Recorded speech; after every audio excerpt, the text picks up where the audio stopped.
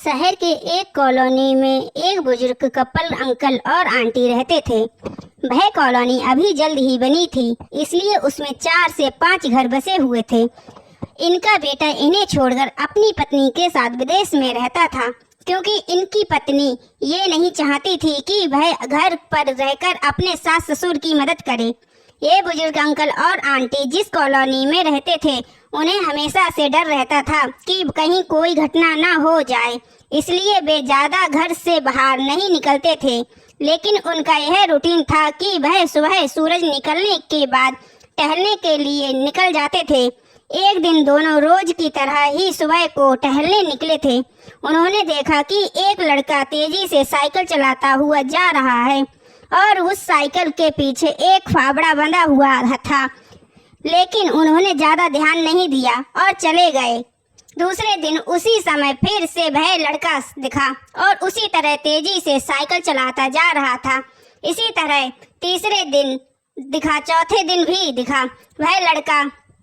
5वें दिन आंटी जी ने अंकल जी से पूछा कि ये लड़का हर रोज सुबह इसी समय तेजी से साइकिल चलाते हुए जाता है। मुझे लगता है कि कुछ गड़बड़ है, कहीं ये लड़का कोई गलत काम करने तो नहीं जा रहा है।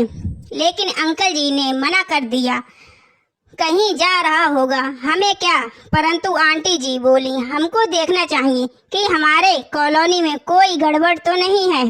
अंकल जी बोले, ठीक है, अगले दिन हम इस लड़के का पीछा करेंगे और देखेंगे कि यह जा कहाँ रहा है। अगले दिन सुबह को फिर से वो लड़का तेजी से साइकिल चलाता निकला। उनके पीछे अंकल और आंटी जी भी गईं। उन्होंने देखा कि थोड़ी दूर जाने के बाद वह लड़का एक पेड़ के पास साइकिल खड़ी कर दी। उसी पेड़ के पास थोड़ी सी खाली जमीन पड़ी थी और उसे वो खोदने लगा। अंकल और आंटी जी कुछ देर तक देखते रहे कि यह लड़का क्या कर रहा है, लेकिन लड़का जमीन खोदे जा रहा था।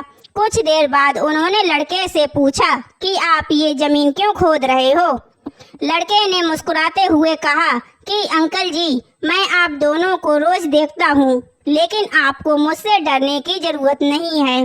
और यहाँ जमीन मैं इसलिए खोद रहा हूँ कि मेरी नई नई नौकरी लगी है। अंकल जी ने पूछा, कहाँ नौकरी लगी है, ऐसा कौन सा काम है जिसमें जमीन खोदनी है। लड़के ने कहा, मैं बड़े दिन से बेरोजगार था, फाइनली मुझे फार्म हाउस में काम मिला है और उन्हें ऐसे लड़के की ज़रूरत है जिसे काम करने का अनुभव हो, और मेरे पास अनुभव नहीं है।